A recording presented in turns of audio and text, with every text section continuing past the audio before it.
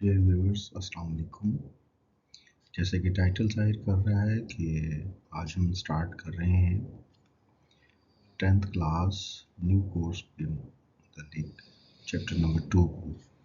तो आज हम एक्सरसाइज 2.1 में इस्तेमाल होने वाले तमाम के तमाम कॉन्सेप्ट्स, जिसमें इक्वेशन को स्टैंडर्ड फॉर्म में लिखना, क्वाड्रेटिक इक्वेशन होती क्या है, क्वाड्रेटिक इक्वेशन फॉर्म जो है उसको सॉल्व कैसे करना है, इसके डिफरेंट मेथड्स क्या हैं, तो हम डिटेल से डिस्कस करते हैं।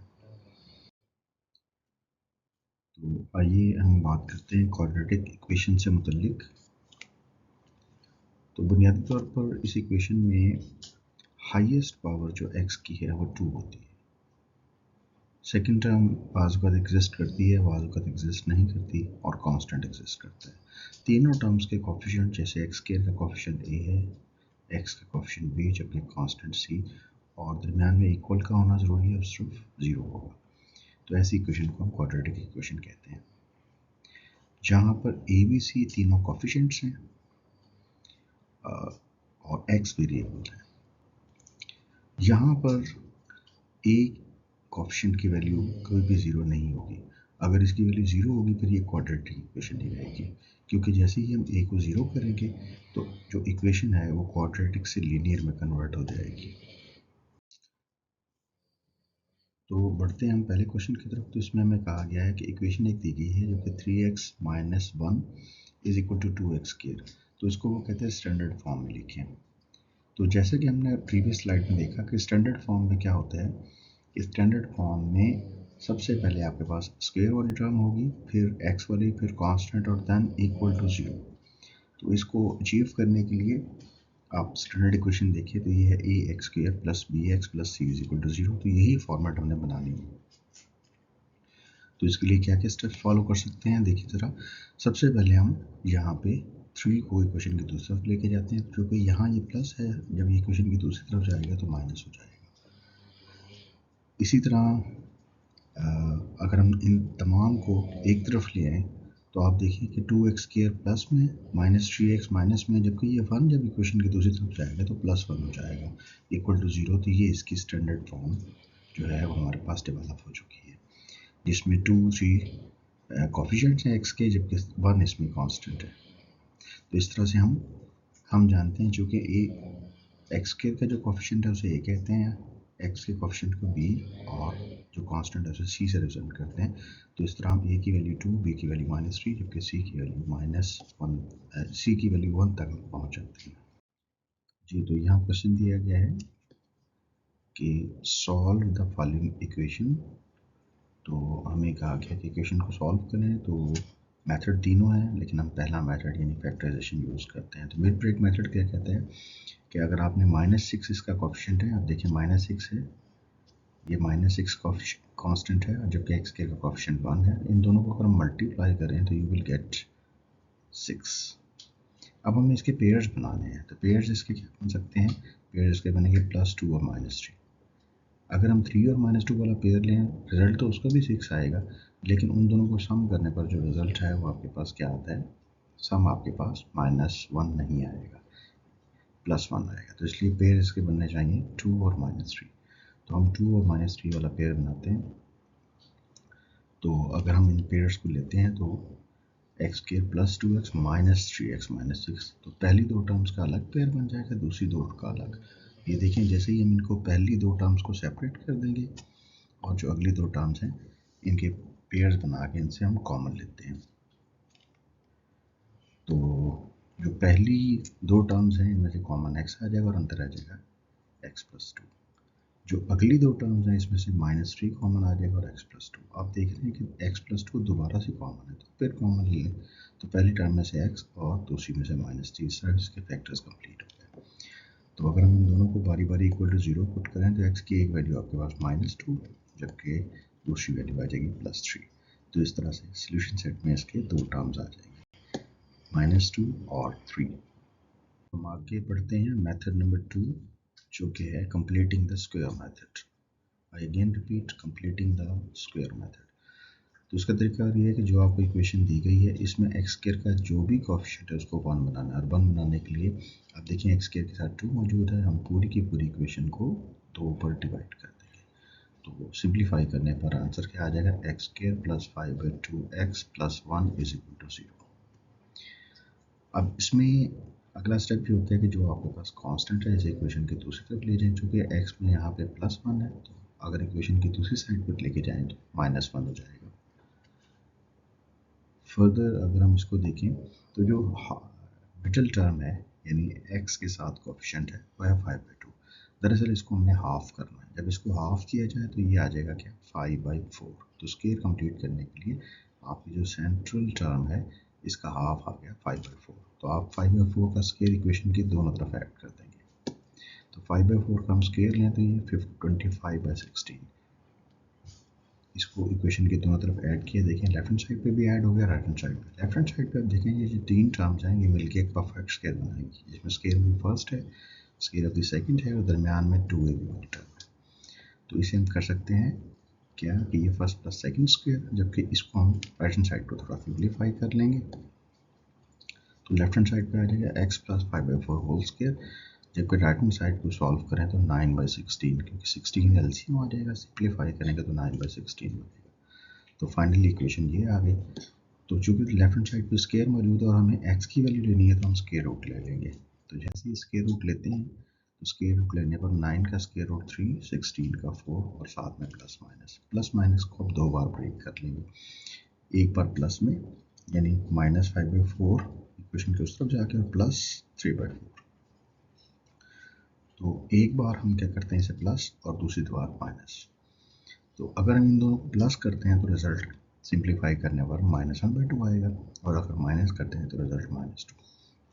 तो इस तरह जो कंप्लीटिंग द स्क्वायर मेथड है उसमें रिजल्ट आपके पास 2 आया। तो यहाँ पर याद रखने वाली बात यह है कि मेथड नंबर 2 में हमने स्क्वायर को कंप्लीट करना है, उसके बाद x की वैल्यू निकालनी है। जी तो डियर स्टूडेंट्स, बढ़ते हैं अपने अगले मेथड की तरफ, जो कि इस एक्सरसाइज का मेथड नंबर 3 है। इसमें कहते हैं solve the equation by using quadratic formula, यानी अब हम क्वाड्रेटिक फार्मूला यूज करेंगे। तो इसमें फर्स्ट ऑफ ऑल हमें आइडेंटिफाई करना है कि स्टैंडर्ड इक्वेशन से कंपेयर करके कि ए की वैल्यू क्या है। तो आप आसानी से देख सकते हैं कि स्क्वायर वाली टर्म के साथ 2 है, लिहाजा ए की वैल्यू 2 होगी, बी की वैल्यू -5 क्योंकि एक्स का कोएफिशिएंट -5 है, जबकि सी की वैल्यू यहाँ पे 3 होगी।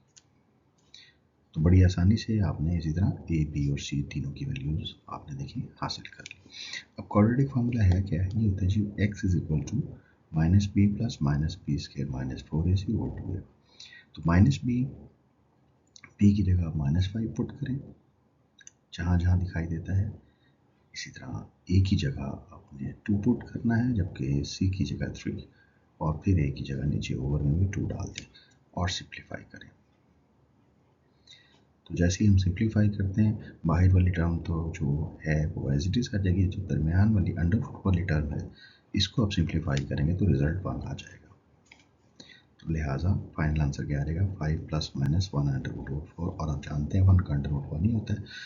दरमियान में प्लस माइनस का मतलब एक बार आपने 5 में +1 करना है, एक बार इसमें 5 में से 1 माइनस करना है।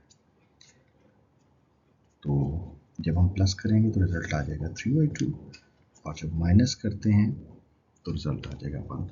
तो इस तरह आपके पास दो सॉल्यूशंस आ जाएंगे, 3/2 और 1, और यही इसका सॉल्यूशन सेट होगा। डियर स्टूडेंट्स, नेक्स्ट हम स्टार्ट लेते हैं मेथड नंबर 4, यानी ग्राफ की मदद से जो क्वाड्रेटिक इक्वेशन है उसको कैसे हल किया जाता है। तो इसमें कहता है solve the equation this by using graphical method और ग्राफिकली। तो इसमें भी हम करेंगे वही कि इसे हम सबसे पहले कंपेयर करते हैं इसके स्टैंडर्ड इक्वेशन से। तो a की वैल्यू 1, b की वैल्यू -3, जबकि c की वैल्यू जैसा कि आप जानते हैं -18 हो जाएगी। इस ग्राफ में चंद पॉइंट्स बड़े इंपॉर्टेंट हैं। जब हम इस ग्राफ को ड्रॉ करते हैं तो इस ग्राफ की खास किस्म की शेप है, यू शेप का ये ग्राफ होता है। इस ग्राफ को हम कहते हैं पैराबोला। अब इसमें चंद पॉइंट्स बड़े अहम होते हैं। एक वो ये एक्स एक्सिस को कहाँ काट रहा है, ये देखिए एक्स एक्सिस को 2 पॉइंट पे कट कर रहा है। फिर ये वाई एक्सिस को कहाँ कट कर रहा है, ठीक है। तो जहाँ वाई एक्सिस को कट करे इसे कहते हैं एक्स इसे कहते हैं जी, ये इसका y इंटरसेप्ट है। इसी तरह जहाँ x एक्सिस पे ये कट करेगा तो इसे x इंटरसेप्ट करेंगे। तो फर्स्ट ऑफ ऑल हम देखते हैं, जो पे यहाँ पे a की वैल्यू आपके पास 1 है तो और पॉजिटिव है। इस पॉजिटिव वैल्यू का मतलब होता है कि ग्राफ जो है ना, इसका जो u बनेगा इसकी डायरेक्शन ऊपर की तरफ होगी, यानी this graph will open upwards. अब हम क्या करते हैं, अगर हमने y इंटरसेप्ट फाइंड करना है तो x की जगह 0 पुट करते हैं। जैसे ही x की जगह आप इस इक्वेशन में 0 पुट करेंगे तो y की वैल्यू -18 आ जाएगी। तो ये आपके ग्राफ का ये वाला पॉइंट आ जाएगा। ये जो पिंक पॉइंट है y एक्सिस को कट कर रहा है, इसे कहते हैं y इंटरसेप्ट। इसी तरह अगर आपने x इंटरसेप्ट निकालना है तो आप क्या करेंगे, पूरी की पूरी इक्वेशन को इक्वल टू 0 पुट करें और फिर इसके फैक्टर्स बनाएं। जैसे हम इसके फैक्टर्स बनाएं तो आपको अंदाज़ा हो जाएगा कि आपके पास x की वैल्यूज़ क्या होती हैं। तो जो इस तरह से हम इसके दोनों के दोनों x इंटरसेप्ट निकाल लेंगे। एक x एक्सिस यहाँ कट कर रहा है, ये वाला x इंटरसेप्ट होगा, जबकि ये दूसरा जो होगा इसे हम नाम देंगे कि ये y इंटरसेप्ट है। x और y इंटरसेप्ट निकालने के बाद अगली चीज़ क्या है कि ये ग्राफ जो है ये मैक्सिमम कितनी गहराई तक जा रहा है वो ग्रीन पॉइंट से जाहिर किया हुआ है। दरअसल इसे इसका वर्टेक्स कहते हैं। वर्टेक्स का फार्मूला होता है x is equal to -b/2a। तो -b आप वहाँ से देखें, b की वैल्यू -3 है, पुट करें ओवर a, इसकी वैल्यू पुट करें तो आंसर आ जाएगा 1.5। तो x का पॉइंट हो जाएगा 1.5। जब इस x की वैल्यू को इक्वेशन में पुट करेंगे और सिंप्लीफाई करेंगे तो y की वैल्यू आ जाएगी। तो ये जो पॉइंट आपके पास निकला इसे कहते हैं वर्टेक्स। ये जो ग्रीन वाला पॉइंट है ये वर्टेक्स है। तो इस तरह आप क्या कर सकते हैं, आप देख रहे हैं कि हम वर्टिसेस भी निकाल सकते हैं। तो आपने क्या किया, ये y इंटरसेप्ट भी निकाल लिया। x इंटरसेप्ट चूँकि हमारे पास जो है, जब इन्हें सॉल्व करेंगे तो ये दो आएंगे, -3 और 6। तो जब इनको हम पुट करेंगे तो ये अंडरस्टूड सी बात है, x की वैल्यू -3 और 6 है। तो जिस पॉइंट के ऊपर x एक्सिस को ग्राफ टच करता है वहाँ y की वैल्यू 0 होती है। तो यहाँ भी y की वैल्यू 0 होगी, यहाँ भी y की वैल्यू 0 होगी। तो इस तरह जो आपके पास x इंटरसेप्ट होंगे -3 0 और 6 0 होगा। जो y इंटरसेप्ट होगा वो 0 -18 होगा, जबकि वर्टेक्स इसका तो होगा 1.5 और -20.25। ये वाला जो पॉइंट है ये आपका वर्टेक्स है। तो ग्राफिकली चीज़ों को अंडरस्टैंड करने के लिए ये तीन चीज़ें बड़ी इंपॉर्टेंट होती हैं। तो पहली चीज़ जैसे कि, तो अगर आप चाहें तो इसको फर्दर हम डिटेल से कर भी सकते हैं कि वही जो ऊपर वाली इक्वेशन थी x इंटरसेप्ट वाली, तो आप चाहें तो इसे सॉल्व कर लें, सॉल्व करके अलग अलग इनके फैक्टर्स निकाल लें। तो फैक्टर्स आपके पास क्या आते हैं, 6 और -3। तो ऑब्वियसली चूँकि 6 और -3 आ रहे हैं तो ये इसके और y की वैल्यू इसमें 0 होगी, क्योंकि जब भी आपने x इंटरसेप्ट फाइंड करना हो तो y की वैल्यू वहाँ 0 होती है। तो इस तरह से ग्राफिकली आप इसे आसानी से अंडरस्टैंड कर सकें। तो क्लियर कट सी बात इसमें यह है कि इसमें जब हम x इंटरसेप्ट की बात जब हम इसमें बात करें तो वही तीन चीज़ें हैं कि इसमें रूट्स क्या आ रहे हैं। रूट्स दरअसल जो हैं ये इसके पहले वाले, ये x इंटरसेप्ट को जाहिर करते हैं, y इंटरसेप्ट इसमें 0 -18, जबकि वर्टेक्स आपके पास 1.5 और 20 पॉइंट समथिंग आता है। तो फर्दर मैं आपको बता दूं कि ये जो x ये जो वैल्यूज़ आपके पास आती हैं यहाँ, तो ये इसके रूट्स भी कहलाते हैं। तो बहुत शुक्रिया, thank you very much for your patience. तो आप कोशिश करें कि वीडियोज़ के साथ कनेक्टेड रहें, और अगर कोई प्रॉब्लम हो तो आप कमेंट कर दिया करें, मैं उस कॉन्सेप्ट को दोबारा एक्सप्लेन कर दूँगा। जो कि ज़रा वक्त कम होता है तो कोशिश करते हैं कि आपका भी वक्त बचाएं। तो जो 40 मिनट का लेक्चर है वो 13-14 मिनट में कंप्लीट करने की कोशिश करते हैं। बहुत शुक्रिया जी।